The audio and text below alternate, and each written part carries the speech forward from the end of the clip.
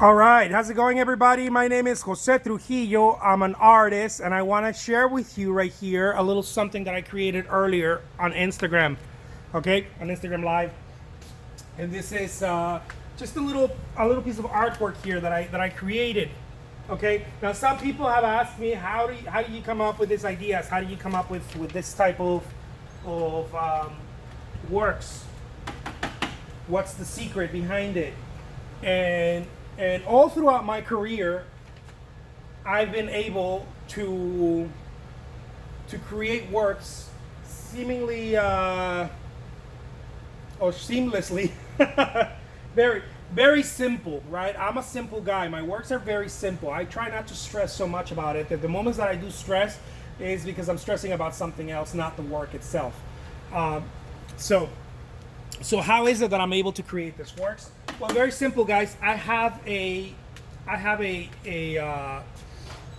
secret weapon, and that secret weapon is I have references, guys. But I have references different than what most other artists usually tend to have. Okay, I have sketches that I've created throughout my career. These are the sketches, as you can see, and then there it is in the back, right? This is the sketch, and there's the illustration, painting, whatever you want to call this little example right here. I've created thousands of them because here's the thing: most artists claim to run out of ideas, and that's where they feel like they run out of inspiration and whatnot. Well, that doesn't happen to me, fortunately. It happened to me early on in my career, and then I started thinking, man, there's something going on. Why is it that I run out of ideas? And very soon I found out, man, I don't have enough ideas. Like, literally, that's what it is. I run out of ideas because I don't have enough ideas. Well, where do I get my ideas? I get my ideas from references. From references. The only problem about references is that most artists go into reference photos, right? Unless they're plein air painters, they paint outside, or unless they paint directly, right? Stylized or whatever, they look at something and they're painting what they're looking at. Other than that, most artists are kind of lost with that, because the problem with reference photos is that reference photos are usually someone else's, so which means they're copyrighted, and you can't use them unless you learn how to extract information without copying information. That is very different, right? Most artists learn how to do that. They see a painting by, I don't know, a Monet, and they're like, oh man, I wish I could paint that, but I can't because that painting is Monet. How can I make it mine? And it's very simple. You start learning. It's a craft. You start learning how to take some of those ideas and bend them and twist them and make your own painting out of that. Maybe the sky, the horizon line is over here, and you put it down here. Maybe the boat is here. You change the boat, the direction of the boat, and you put it somewhere else. Right? Maybe there's no moon and you put a moon. Maybe there's no houses and you put a little house back here. So you start crafting it, right? You start composing it. Well, that sounds simple, but it's very difficult to do. It requires a lot of practice and years and years of practice for most artists. So if you're starting, or maybe you've been an artist for a while and you still haven't developed that aspect, that part of your career, which is how to craft references, this next best thing is to start making your own drawings, right? Start making your own drawings so that you have something to look at, or take your own photos. But the problem about taking your own photos is that it's very time consuming, and you have to go out and you have to take photos, and not every photo that you take translates well into a painting. Again, you can't take a photo of an angel, right? You can take a photo of something of a human figure if you want to paint an angel, but you have to find out how to paint the wings. Maybe you take a photo of a bird, or you see a bird, a painting of a bird or whatever, and then you add those wings to your figure, to a photo of someone you took. And it's a lot of crafting. It's very time consuming, and it's very involved work. So most artists throw the towel and say, man, I just don't have any ideas. Well, you don't have ideas because I believe you don't have this. You don't have references. Most artists sketch, and that is how they get away with it. They sketch a lot, right? But the professionals, actually, I'm going to take that back. The professionals sketch a lot. A lot of the artists who are starting out don't sketch enough. And again, Sketching is also time consuming, right? You have to sit there and craft an idea and start sketching something out. Well, I've done that work. I've been an artist, I've been a full-time artist for almost a decade now, and I've created literally thousands of sketches, right? Thousands of them.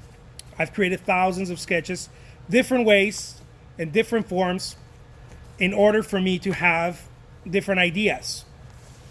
This helps me, this gives me an advantage, right, over many other artists. And the reason why is because I never run out of ideas. If I need to paint a ballerina, or if I don't know what to paint, I'll just go to my idea box of figurative works, and I'll pull out a ballerina or a trumpet player, right?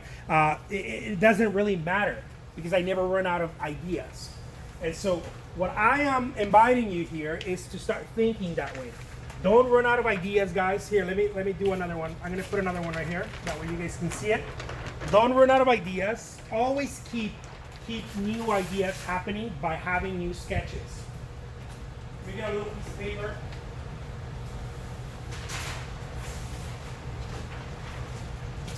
And it's basically my secret weapon. Many artists have asked me throughout years. They have asked me, "Hey, dude, how do you keep so many ideas flowing? How are you able to paint thousands of paintings?" Well, I have thousands of ideas. That's how I'm able to create thousands of paintings. I have thousands and thousands of ideas, and they didn't come easy, right? It was a lot of work. I spent a lot of time putting those together. I have ideas that are figurative work, landscapes, still lifes, angels, birds, flowers, you name it. You know, seascapes, sailboats. I have all of that, and it took me a while to put it together, but I did put it together, and now I'm making them available for other artists. So now let's see this. I'm gonna get my ballerina here. I'm gonna put a little piece of tape in the back, and I'm gonna place her right here. Okay, there's my ballerina. Maybe you can see her right in the corner, right in the left corner, upper left corner. And I'm gonna get a little bit of paint just to show you. Okay, this is acrylic paint. I'm gonna get a little bit of paint, and I'm just gonna do a little bit of what I see here, right? There it is.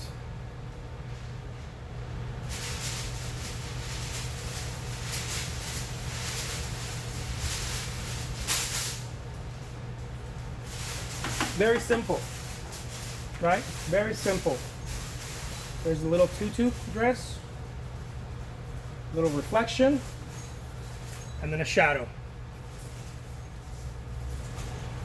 And that is basically it. That's how I always have ideas. Now I can turn this into a scene, right? There could be a stage.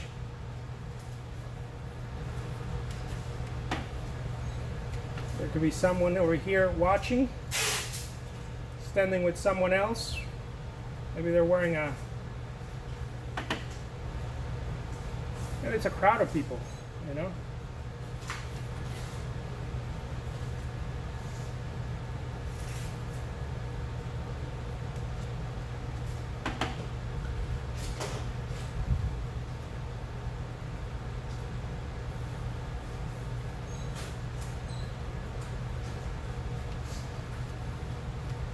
But that is basically how I am able to always have ideas for my paintings, because I keep them fresh all the time. I'm always creating new stuff.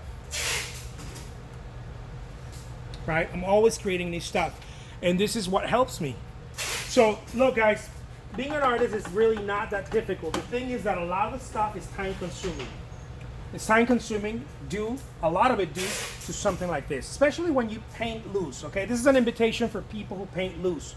Look, you need to go and start generating reference ideas. This is the number one question that I get asked. How do I get reference? How do I get reference photos? Where do you have your reference photo? And on and on and on. These are my reference photos. I've learned the hard way to have many of this so that I always have ideas. and now I'm making them available to other artists, for other artists to use. You can copy them straight the same way that you're looking at it, or you can change it up. You can add a second ballerina next to this one. You can play with it if you want to, or just paint it that way. You can use it for acrylic paints, for your acrylic paintings, for your oil paintings, for watercolors. It doesn't matter. I just showed you right now very simple acrylic sketch right here. You can add color to it and make it a full painting if you want to. It doesn't matter, right? Because the idea is it's there. It's very simple. It's very direct. So there it is, guys. If you want to get a hold of my sketches, I've made them available in groups of 50. This is a group of 50 of my figurative works, okay? This is a group of 50 of my figurative works. You can get them, they're available. It's 49 bucks, okay? It is 49 bucks, but you have you have 50 new possible paintings, and maybe even more. If you start getting creative with those, you could probably, I don't know, come up with 1,000 different variations of paintings out of those 50 reference sketches. So there it is, guys.